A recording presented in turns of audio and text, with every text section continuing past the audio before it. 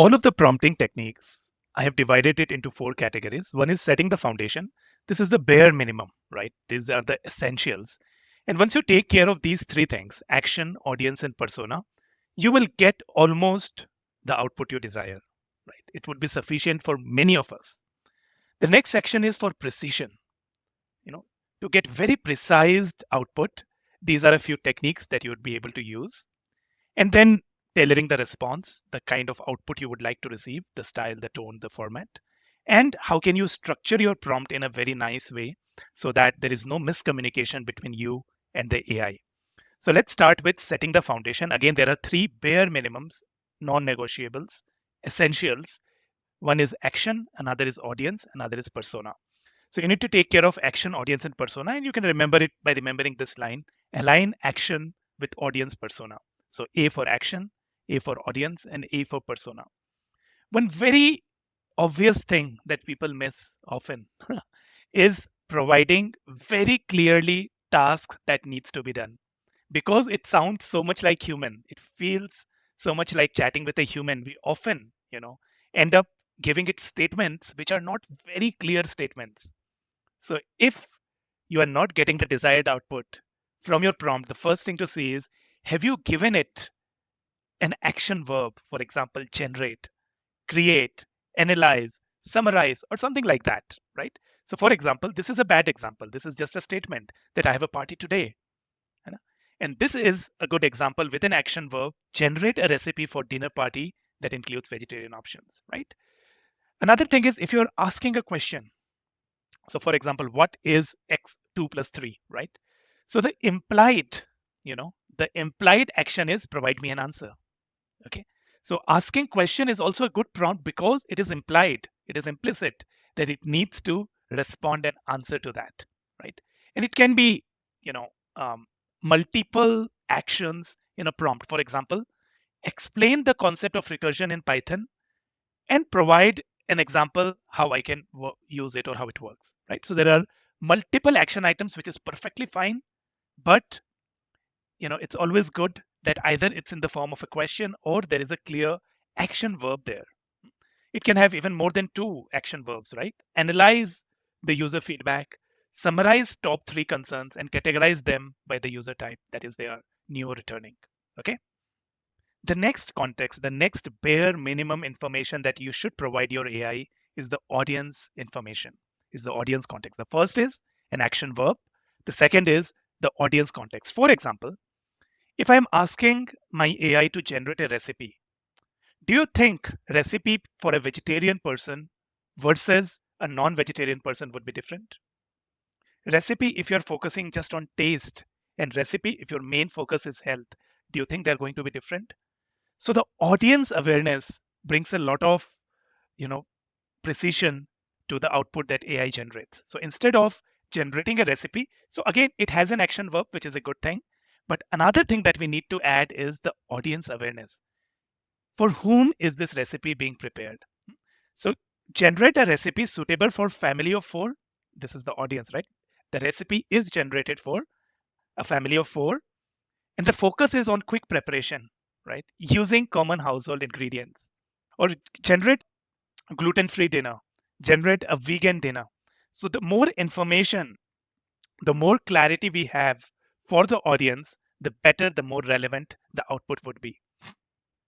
If you tell AI to explain recursion, do you think the the lesson on recursion should be different for a 10 years old? They would need different examples, different analogies.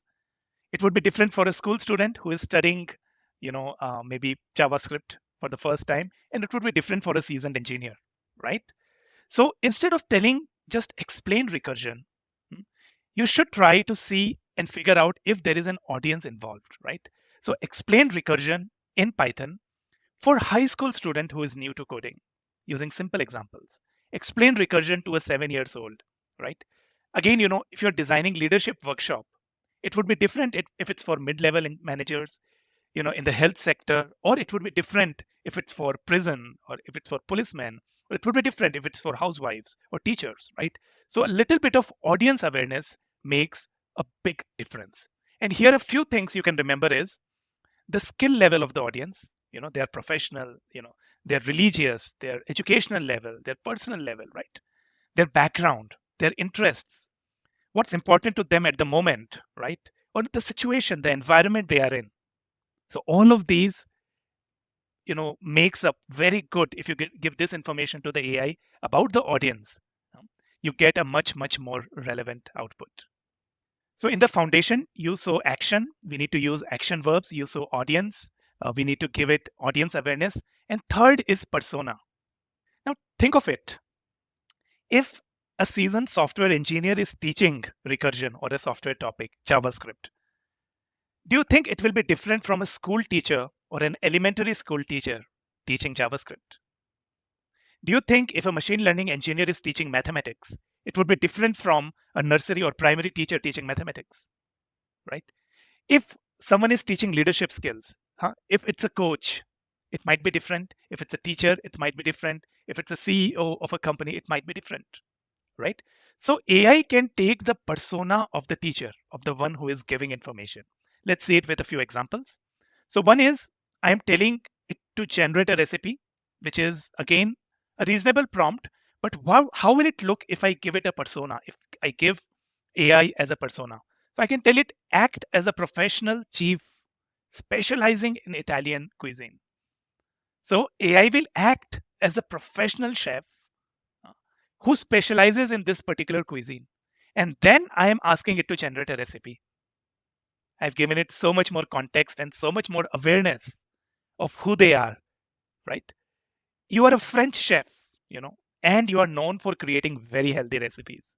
Do you think if I give this persona to the AI, the recipe that I'll be getting will be different?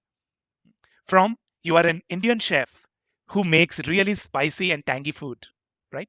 Again, the output will be vastly different. So very powerful to give your AI a persona. Similarly, if you want to learn recursion, you can give it a persona that you are a computer science professor teaching university students and now explain recursion in a step by step using XYZ examples, right? Or you are a developer at a startup and you want to train your team hands on to be ready for the project from the day one of the training. You can give that persona depending on the kind of output you are expecting. So three things, friends, the three bare minimums, the three essentials. One is action. Remember that you are talking to an AI and you need to give it very clear action verbs or ask it a question with a question mark. Next is the audience awareness. So, who will be reading the output? What environment they are in? What situation they are in? What are the capabilities and skill levels of them? So, a lot of awareness of the audience and the persona. AI can take the persona that you give it. So if you give it these three, you will get a very, very good quality answer, which would be acceptable in most of the situations. The next set of techniques that we will learn is to further fine tune it and make it more and more and more accurate and relevant to the answer that you are seeking.